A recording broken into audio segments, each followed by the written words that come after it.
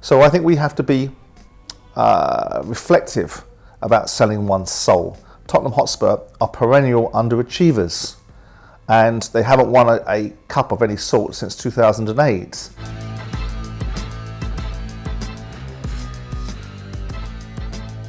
I mean, after I woke from my slumber watching the dull Man United Chelsea game, okay, it livened up with a goal in the last couple of minutes, but I sat there listening to it. I think Roy Keane was becoming exasperated by the standard fare of Gary Neville, his opinions, and the feeling that no one can challenge them. But I actually felt that they both had valid points in the argument.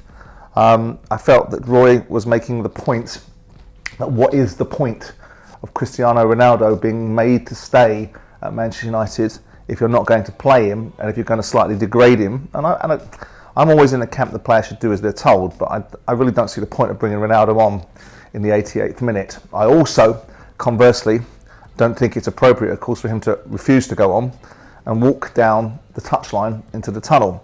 So I got both of their points. I think Gary had a lot of validity in the thinking about how Ronaldo probably needs to go, and Roy Keane was the same. Jimmy Floyd Hasselbank was in the middle of it all. So I thought, whilst it was interesting, because I do think it's every now and again there does need to be an element of people being put in their place, whether that's Gary being put in his place or Roy Keane being put in his, and whether they were feigned histrionics, I don't know, but I sat there watching it thinking, as much as I'd like to be on Roy's side or as much as I'd like to be on Gary's side, I think they both had validity in their arguments. And I think Gary probably had more in his, because Roy Keane's attitude is that because he was once upon a time Ronaldo, and because once upon a time he was at the very top of the tree, and because he'll get you goals, he should ultimately be handled in a certain way. And if Manchester United have chosen not to do this, probably harks back to his departure from Man United in 2005 or 2006, I think it's 2005, when he departed, and his perception of how we should be handled. The life moves on, the world evolves, people don't stand still. Unfortunately, the tragedy of the real world is not about what you've done for me, it's what you can do for me next. And football needs to get into the sort of focus on that, and this idea that you should have currency forever. You should be remembered for what you do, and you should be respected for what you've done. But ultimately, Man United are trying to evolve.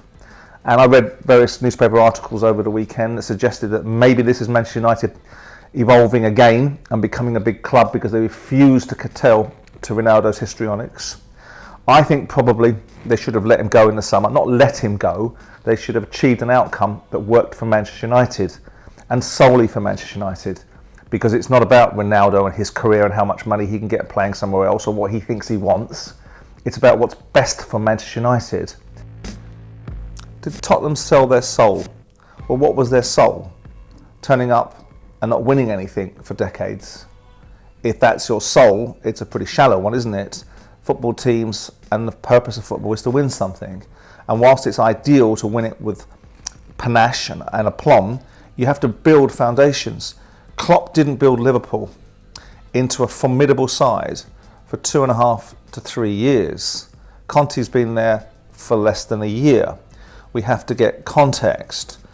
Most of my friends who support Tottenham are frustrated with the style of play.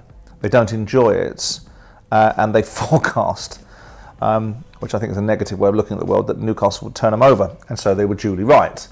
I don't know if they've sold their soul. I think Conte is an elite manager. I think he plays a certain brand of football, and with that comes an element of compromise about what you'd like to see. There are only so many sides that can play like Manchester City. In fact, there are very few. In fact, there's only probably one now in the world, and that's Manchester City. Liverpool are away with themselves right now for whatever reason. So I think we have to be reflective about selling one's soul. Tottenham Hotspur are perennial underachievers, and they haven't won a cup of any sort since 2008. They haven't won the league since 1961. Look, we are 11, 12 games in to a very unique season. We're not even a third of the season through. We can see how things can change. This time last year, they played 9 games, not won any. And of course, they've gone on this phenomenal run of form with Eddie Howe being brought in. I thought he'd struggle. I thought Newcastle would defensively struggle. I was wrong with that. I was wrong with Eddie Howe. I was wrong with the fact that Amanda Staveley wouldn't get the takeover over the line. There are many reasons why that happened, but it doesn't matter. I was still wrong. And Newcastle may yet prove me wrong and get inside the top 6. If they do, it will be a phenomenal achievement, because it will be setting the heather on fire. It'll make them perhaps victims of their own success, because there'll be an increased expectation. I don't care how many Newcastle fans start screaming at the screen saying we don't have expectation. Everybody else has expectations. Every fan has expectations, and Newcastle fans are no different. If they get inside the top 6 with Saudi ownership and the feeling, despite the management trying to suppress expectation, we do have a ceiling, wait and see. You get inside the top 6 and you're playing in Europe, then people will become excited, the ownership will become even more invested if that's possible, and you will be kicking on. But it will be a fantastic achievement, because let's not forget, when Man City started their revolution with Middle Eastern money and their ascent and assault upon the traditional so-called big sixes of the world, they didn't finish inside the top 6. I think they finished 8th or 9th, and then they built from there. So I think all things are going very well at Newcastle. There is a lot more games to play, and there is a mid-season break, and if Newcastle continues vein of form, it will be a mid-season break coming, a World Cup break coming at precisely the wrong time for them. But I think if you look at the current crop of whose space they might have taken, well, it looks like Liverpool right now, but you know what? Klopp is no mug, and Liverpool will not stay in this funk. So I wouldn't count your money yet, Jimbo, and I wouldn't count your chickens yet, Newcastle. But irrespective of it, you made a phenomenal start, and I'm very pleased for Eddie Howe.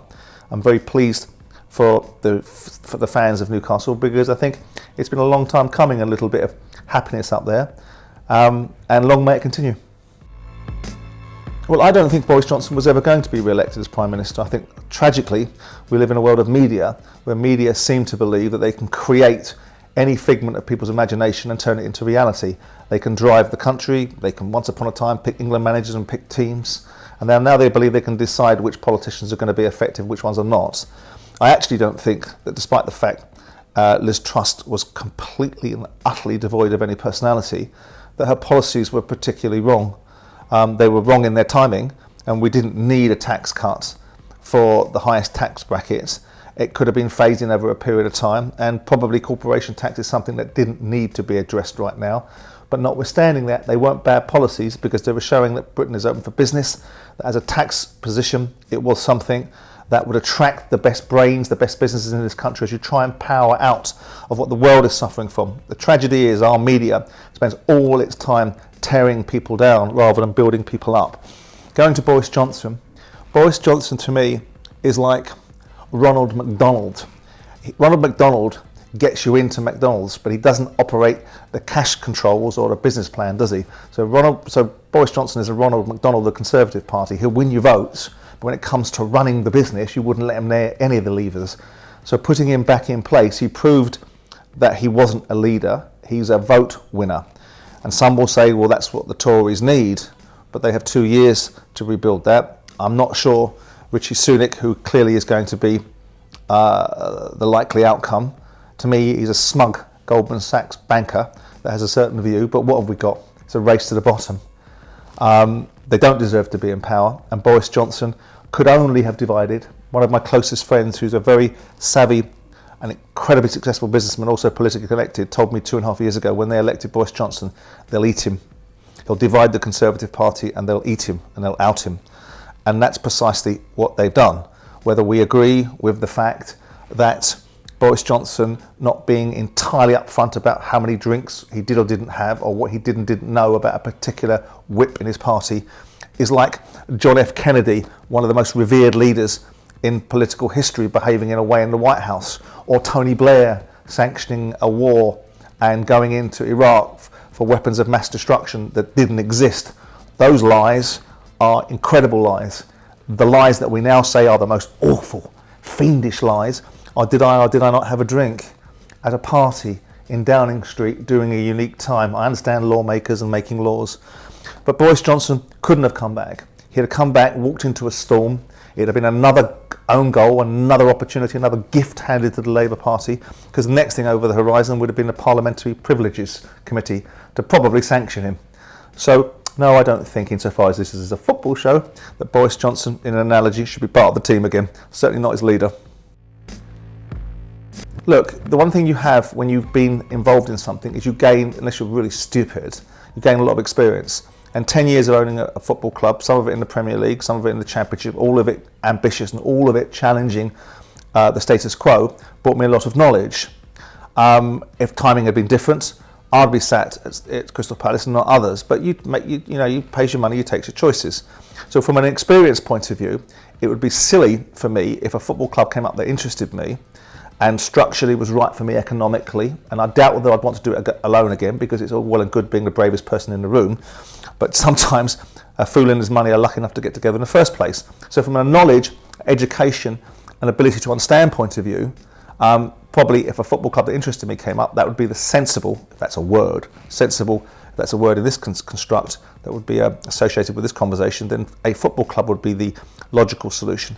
But if it were about passion and enthusiasm and enjoyment and relishing the challenges and overcoming the status quo and changing the verticals and challenging the establishment and livening this industry up, maybe making it a little bit more professional at the same time as respecting what's already there, but loving the integrity and the authenticity of it, boxing every day of the week and twice on Sunday. I love boxing. I love boxing more than I love football, because I just think it offers a completely different dimension. Yes, it's got its challenges. Yes, it's got its flaws. Yes, it lacks integrity sometimes. Yes, it lacks honesty and authenticity, but so do many sports. But there's just something about boxing which is a bit like lights, camera, action, let's go. So I think, and I suspect there probably will be a situation where I become involved in boxing one way or another, whether it's investing in a boxing business, whether it's setting one up with my own, or whether it's a combination of the two. But I suppose you could say, watch this space. Don't forget to let me know your views on the never-ending Ronaldo debate, Tottenham Hotspur, and of course the ongoing progress of Newcastle United towards winning that £1,000 for Jim White. Don't forget to keep liking and subscribing, and of course keep leaving these questions in the comment section below, and I look forward to seeing you next week.